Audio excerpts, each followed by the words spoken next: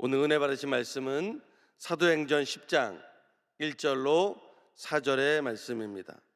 사도행전 10장 1절로 4절의 말씀을 다 같이 봉독하겠습니다. 가이사랴에 고넬료라 하는 사람이 있으니 이달리아 부대라 하는 군대의 백부장이라. 그가 경건하여 온 지방과 더불어 하나님을 경외하며 백성을 많이 구제하고 하나님께 항상 기도하더니 하루는 제9시쯤 되어 환상 중에 밝히 보매 하나님의 사자가 들어와 이르되 고넬료야 하니 고넬료가 주목하여 보고 두려워 이르되 주여 무슨 일이니이까? 천사가 이르되 내 기도와 구제가 하나님 앞에 상달되어 기억하신 바가 되었으니. 아멘. 저는 오늘 여러분들과 함께 사도행전 10장 1절로 4절 말씀을 가지고 백부장 고넬료라는 제목으로 은혜를 나누겠습니다. 우리들이 인생을 살아가면서 힘들고 어려운 일들을 겪게 됩니다. 내 의지가 아니라, 내 뜻이 아니라 환경이 또 상황이 그렇게 되어서 힘들고 어려운 일이 우리에게 다가옵니다. 그러면 나에게 힘들고 어려운 일이 다가올 때 우리들은 먼저 이런 생각을 하게 됩니다. 내가 무슨 잘못을 했을까? 내가 뭘 잘못했길래 이런 일이 나에게 벌어지는 걸까? 내가 왜 여기에 있는 것일까? 내가 무슨 잘못을 해서 이런 일이 벌어졌는가? 자기의 과거를 쭉 훑어보게 됩니다. 그래서 깊은 생각에 빠지게 됩니다. 그런데 그 생각이 깊어지면서 아무리 생각해도 내가 지금 이러한 어려움에 당할 만한 잘못한 것이 별로 없는 것 같습니다. 그러면 사람이 참 간사하게도요, 그 책임을 누구에게 돌리냐? 다른 사람에게 찾습니다. 나는 별로 잘못한 것이 없는데 그러면 내가 아니라 다른 사람 때문에 이런 일이 벌어졌다. 그래서 자기 주변 사람들에게 책임을 전가합니다. 그러면서 그 사람만 없었으면 이런 일이 벌어지지 않는데, 그 사람만 없었으면 이렇게 되지 않는데, 교회 안에서도요, 교구 안에서도요, 지역 안에서도요, 그렇게 생각을 가질 때가 있다라는 것입니다. 그래서 그 사람을 미워하고 싫어하고 나중에는 저주까지 합니다. 그런데 그 사람이 없어졌음에도 불구하고 문제가 해결되지 않으면 그때는 더 상태가 꼬여지게 되는 것입니다. 그리고 다시 어떻게 돌아옵니까? 그래, 나 때문이구나, 내가 뭔 잘못을 했나 보다 라면서 자기를 자책하게 하는 것입니다. 이 단계가 되면 우울증에 빠지게 되는 거예요. 자기 힘으로 아무것도 할 수 없고 자기가 잘못했다, 모든 일이 자기의 잘못인 것만 같은 그러한 상황에 빠지게 됩니다. 그래서 이 우울증에 들어가면 그 우울증의 깊은 단계는 결국 자살까지 가게 됩니다. 그런데 여기에서 우리가 예수님을 믿는 사람들은 알아야 할 것이 하나 있다라는 것입니다. 여러분, 우리에게 일어나는 모든 일은 하나님의 역사하심과 계획 가운데 있다는 사실을 믿으시기 바랍니다.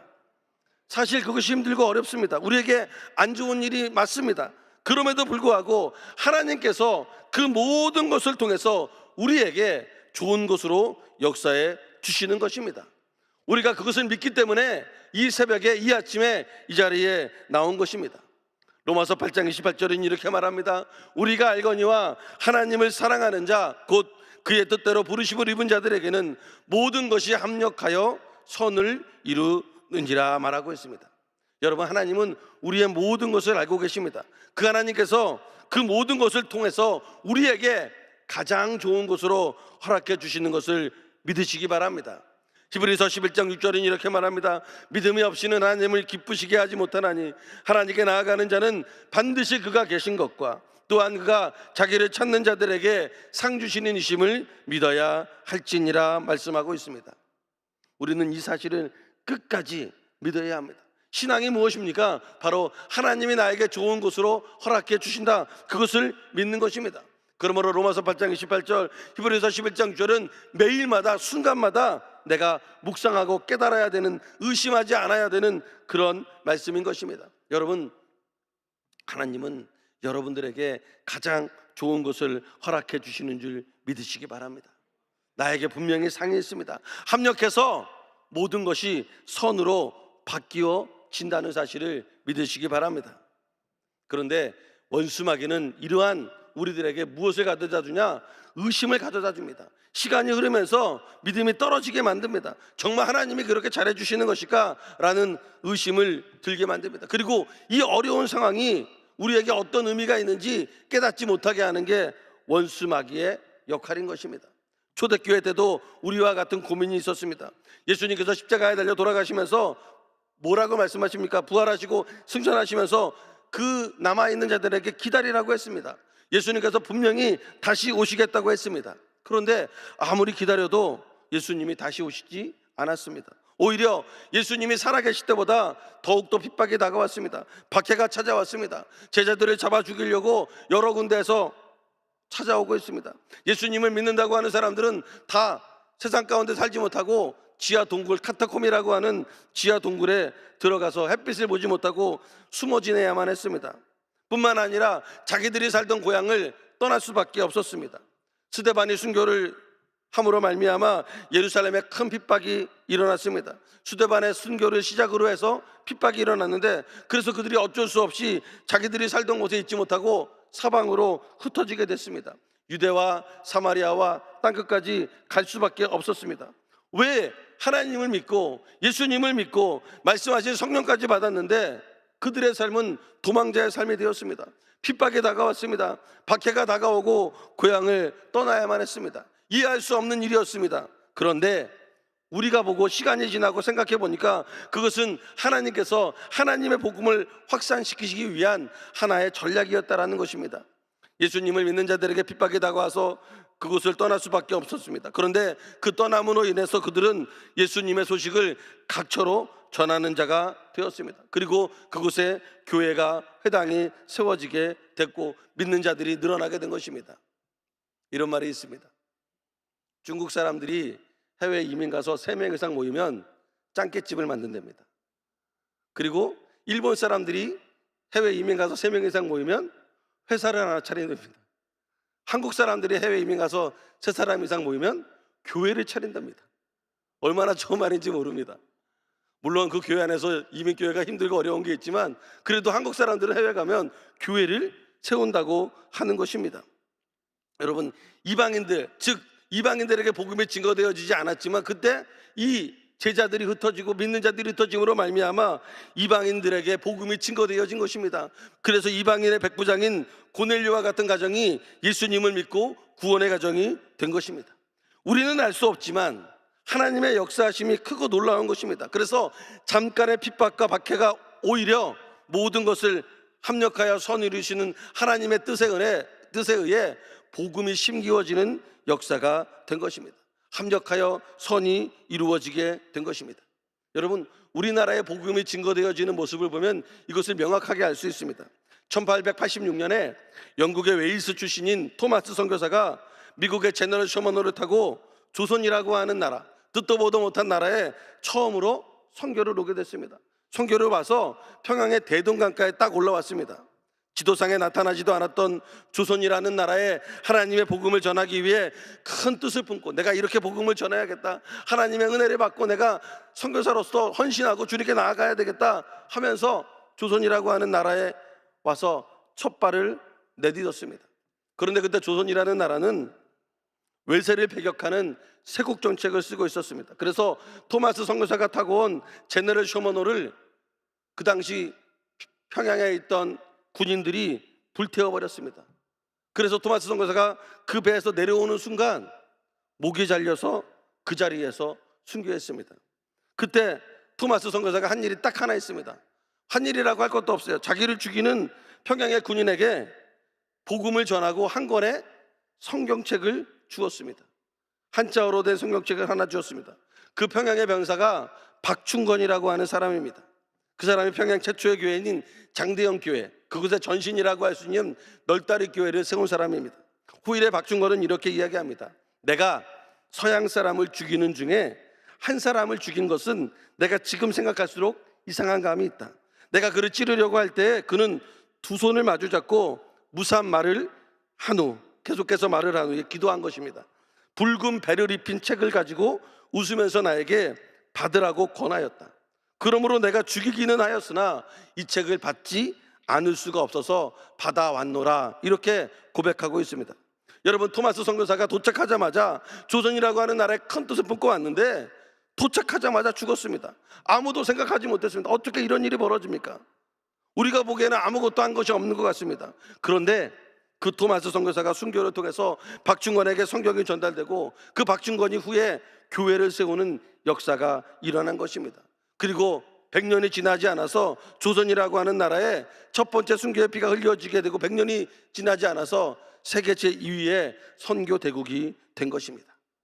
오늘날 우리들의 계획과 우리들의 뜻대로 일이 되어지지 않았다고 할지라도 우리가 범죄하지 아니하고 하나님의 뜻을 따르면 하나님은 그 일을 통해서 역사하시는 것을 믿으시기 바랍니다. 이것을 의심하지 않는 것, 그것이 바로 믿음이라고 하는 것입니다. 이스라엘의 핍박과 박해가 결국 하나님의 복음의 확산을 가지고 온 것입니다. 그래서 고넬료라고 하는 이방인에게 신앙이 들어갔고 베드로를 초청하게 되고 결국 베드로서 그 고넬료의 집에 초청받음으로 말미암아 베드로까지 변화되는 역사가 일어난 것입니다. 그러므로 환난 당할 때 두려워하면 안 됩니다. 왜냐? 분명한 하나님의 뜻이 그 안에 있음을 아시기 바랍니다. 로마서 5장 3절로 4절은 이렇게 말합니다. 다만 이뿐 아니라 우리가 환난 중에도 즐거워하나니 이는 환난은 인내를, 인내는 연단을, 연단은 소망을 이루는 줄 알미로다 말하고 있습니다. 요한계시록 2장 10절에도 이렇게 말합니다. 너는 장차 받을 고난을 두려워하지 말라. 볼지어다 마귀가 장차 너희 가운데서 몇 사람을 옥에 던져 시험을 받게 하리니 너희가 10일 동안 하늘을 받으리라. 내가 죽도록 충성하라. 그리하면 내가 생명의 간을 내게 주리라 말하고 있습니다. 고난을 두려워하지 말고 우리가 해야 되는 것은 주님께 충성하는 것입니다. 그러면 하나님의 면류관이 있는 것입니다. 하나님은 우리들의 고난을 통하여 하나님의 면류관을 허락해 주시는 것입니다. 이 고난이 고난으로 끝나는 것이 아니라 하나님의 영광의 면류관이 예비되어져 있는 것입니다.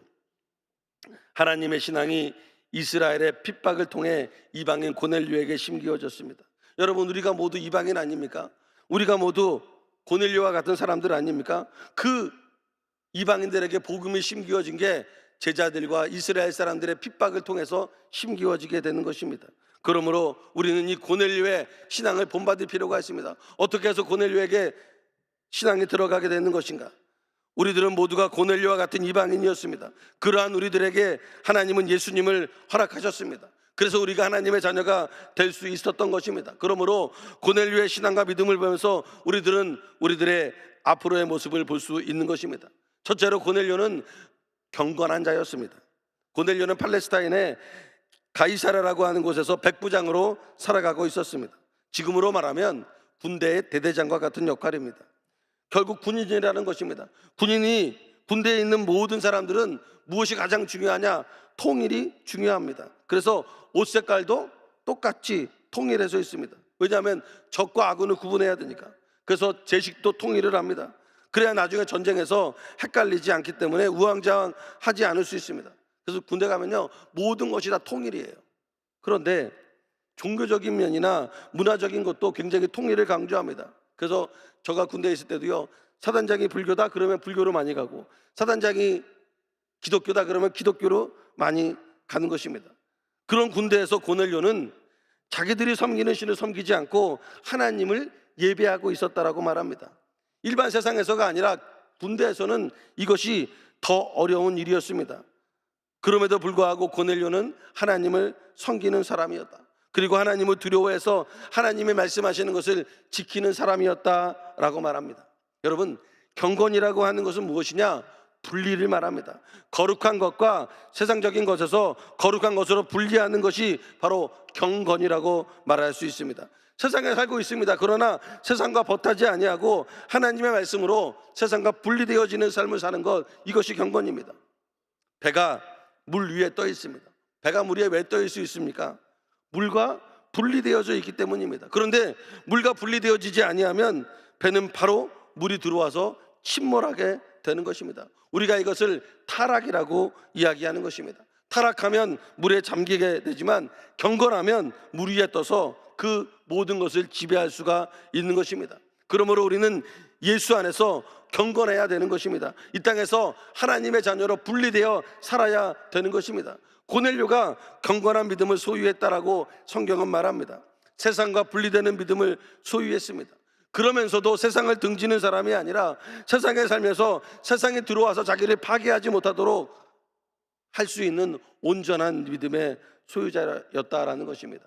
뿐만 아니라 고넬료는 자기만이 아니라 자기 가족들도 하나님을 예배하는 자로 만들었다라는 것입니다. 나 혼자만 믿는 것이 아니라, 나 혼자만 믿고 만족하는 것이 아니라 하나님의 말씀대로 주 예수를 믿으라, 그리하면 너와 내 집이 구원을 얻으리라는 말씀을 믿고 의지함으로 가족 구원까지 이룬 자였습니다. 그래서 고넬료는 그 당시 이방인들 중에 복음이 증거되어져서 경건을 소유한 자였다. 그래서 고넬료의 믿음이 높게 평가를 받는 것입니다. 둘째로 고넬료는 구제하는 자가 되었다라는 것입니다. 앞서 말씀드린 대로 고넬료는 대로마 제국의 백부장이었습니다. 나름대로는 커다란 권력을 가지고 있었습니다. 그리고 그 당시에 로마는 많은 식민지를 가지고 있었기 때문에 그 식민지에서 많은 백성들을 다스리는 역할을 한 게 바로 고넬료였습니다. 그런데 고넬료는 그 식민지 백성들을 하나의 노예로 취급하지 않았습니다. 인간 이하로 취급하지 않았습니다. 오히려 고넬료는 그런 식민지 백성들을 불쌍히 여겼습니다. 그리고 자기가 할 수 있는 대로 그들을 구제하는 일에 최선을 다했다라는 것입니다. 오늘 본문 사도행전 10장 4절에 보면 이렇게 말합니다. 고넬료가 주목하여 보고 두려워 이르되 주여 무슨 일이니까? 천사가 이르되 내 기도와 구제가 하나님 앞에 상달되어 기억하신 바가 되었으니 라고 말합니다. 기도만 상달됐다라고 한 게 아니라 기도와 구제가 상달되었다. 고넬료의 구제가 하나님 앞에 상달되었다라고 말씀하고 있습니다. 고넬료는 하나님을 믿고 예수님을 믿으니까 자기가 백부장으로서 해야 되는 일이 무엇인지를 깨닫게 되었습니다. 그래서 그는 하나님을 섬기고 또한 하나님의 명령인 내 이웃을 내 몸과 같이 사랑하라 라고 하는 말씀처럼 구제를 행하게 된 것입니다. 초대교회의 많은 제자들과 사도들과 교회가 했던 이들이 바로 무엇이냐? 바로 이 구제였습니다. 하나님의 자녀들은 이 구제를 당연하게 생각해야 되는 것입니다. 나만 잘 먹고 나만 좋고 나만 복 받으면 끝나는 것이 아닙니다. 그 복을 나누어야 되는 것입니다. 백부장으로서 그 자리에서 구제에 열심을 냈다라고 성경은 말하고 있습니다. 잠언서 11장 25절은 이렇게 말합니다. 구제를 좋아하는 자는 풍족하여질 것이요 남을 윤택하게 하는 자는 자기도 윤택하여지리라 말하고 있습니다. 구제가 무엇입니까? 자기 것을 나누어 주는 것 아닙니까? 그런데 자기 것을 나누어 주면 없어져야 되는데 그러지 않고 구제하는 자가 풍족하여지고 남을 윤택하게 하는 자가 자기도 윤택하게 되어진다라고 말하고 있습니다. 사도행전 10장 31절, 오늘 우리가 읽은 본문 10장의 맨 마지막은 이렇게 말합니다. 말하되 고넬료야, 하나님이 내 기도를 들으시고 내 구제를 기억하셨으니 라고 말합니다. 하나님은 분명히 기도만이 아니라 구제도 기억한다라는 것입니다. 그래서 고넬료는 많은 사람들에게 자기의 힘이 닿는 대로 구제하였습니다. 구제를 잘하면 하나님의 기억에 오래 남는 자가 되는 것입니다. 이것은 기독교의 정신인 우는 자와 울고 웃는 자와 웃으라고 하는 동행의 법칙인 것입니다. 그래서 우리가 구제에 힘을 써야 되는 것입니다. 우리 교회도 많은 부분을 구제에 힘을 쓰고 있지 않습니까? 이것이 바로 하나님이 기억하는 것입니다. 기도만이 아니라 구제할 때 기도와 구제를 하나님이 기억하고 상달되고 들으신다고 말씀하고 있는 것입니다. 그러므로 고넬료는 구제를 온전히 함으로 하나님께 합한 자가 된 것을 믿으시기 바랍니다. 마지막 세 번째, 고넬료는 기도하는 자였다라는 것입니다. 고넬료는 예수님을 믿고 기도하는 것을 쉬지 않았습니다. 매일마다 시간을 정해놓고 하나님께 기도하였습니다. 그 기도하는 중에 하나님의 환상 중에 베드로를 청하라고 해서 베드로에게 사람을 보냈습니다. 언제? 기도하는 중에 하나님의 응답이 임했던 것입니다. 사도행전 10장 30절에 고넬료가 이르되 내가 나흘 전 이맘때까지 내 집에서 제 구식을 하는데 갑자기 한 사람이 빛난 옷을 입고 내 앞에 서서라고 말하고 있습니다. 기도하니까 하나님의 응답이 있다라는 것입니다. 베드로와 요한도 성전 미문에서 다리 저는 자의 다리를 고쳐주는 기적이 나오는데 그 장면도 사도행전에 보면 베드로와 요한이 기도하러 성전에 가려고 했을 때 역사가 일어난 것입니다. 사도행전 3장 1절에 보면 제9시 기도 시간에 베드로와 요한이 성전에 올라갈세라고 말합니다. 제가 보니까요, 하나님은 우리의 기도를 들으시고 응답하십니다.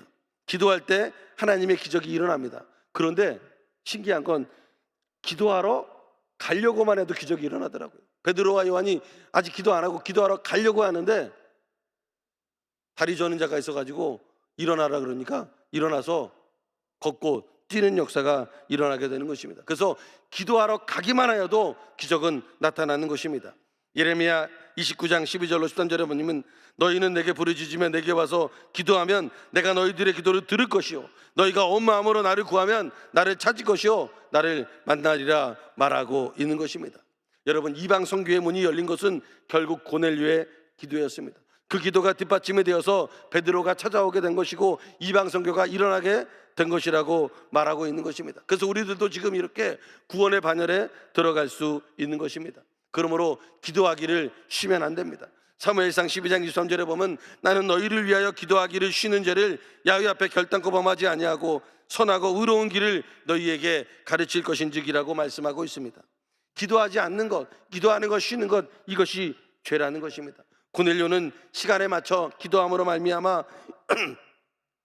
이방인의 구원이 보편적인 구원으로 이루어지게 된 인물인 것입니다. 기도할 때 하나님의 역사가 일어나고 기도할 때 구원과 축복이 일어나는 것입니다. 기도할 때 모든 것이 합력하여 선을 이루어지는 것입니다.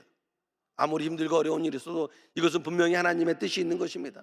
이스라엘의 핍박이 고넬료라고 하는 이방인의 구원의 역사를 이루게 되고 그 고넬료가 베드로를 청함으로 말미암아 그 이방인의 구원이 보편적인 구원으로 나타나게 되는 역사가 나타나는 것입니다. 그런 고넬료는 경건한 자였고 구제하는 자였고 기도하는 자였다라는 것입니다. 우리들도 고넬료와 같은 이방인으로서 경건한 자가 되어야 하는 것입니다. 구제하는 자가 되어야 하는 것입니다. 기도하는 자가 되어야 하는 것입니다. 그래서 하나님의 뜻이 이 땅에 이루어지는데 쓰임받는 저와 여러분 되시기를 주님의 이름으로 축원을 드립니다. 기도하겠습니다. 사랑과 아뢰가 많으신 참 좋으신 아버지 하나님, 오늘 이 아침에 고넬료를 통하여 이방 선교의 문이 열리는 것을 보았습니다. 우리의 삶 속에 힘들고 어려운 일은 분명히 합력하여 선을 이루시는 하나님의 뜻이 있음을 믿습니다.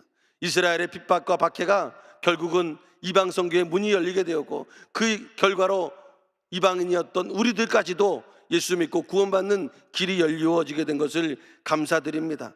우리들이 어떠한 어려움이 닥쳐와도 하나님께서 분명히 그 일을 통하여 합력하여 선을 이루어 주시는 것을 믿고 나아가는 저희들이 되게 하여 주시옵소서. 그리고 또한 고넬료처럼 경건하고 구제하고 기도함으로 말미암아 하나님의 뜻을 만방에 전하고 나가는 저희 모두가 되어지게 하여 주시옵소서. 특별히 오늘 이 시간 주님께 귀한 헌금을 드린 손길들이 있습니다. 드린 손길들마다 축복하여 주시되 30배, 60배, 100배로 축복하여 주시고 풍족하여 나누고 베풀므로 말미암아 삶이 윤택하여지는 축복의 역사가 임하게 하여 주시옵소서. 모든 것을 감사하며 예수님의 이름 받들어 간절히 기도드립니다. 아멘. 하늘에 계신 우리 아버지여, 이름이 거룩히 여김을 받으시오며 나라가 임하시오며 뜻이 하늘에서 이룬 것 같이 땅에서도 이루어지이다. 오늘 우리에게 일용할 양식을 주시옵고 우리가 우리에게 죄 지은 자를 사하여 준 것 같이 우리 죄를 사하여 주시옵고 우리를 시험에 들게 하지 마시옵고 다만 악에서 구하시옵소서. 나라와 권세와 영광의 아버지께 영원히 싸움나이다. 아멘.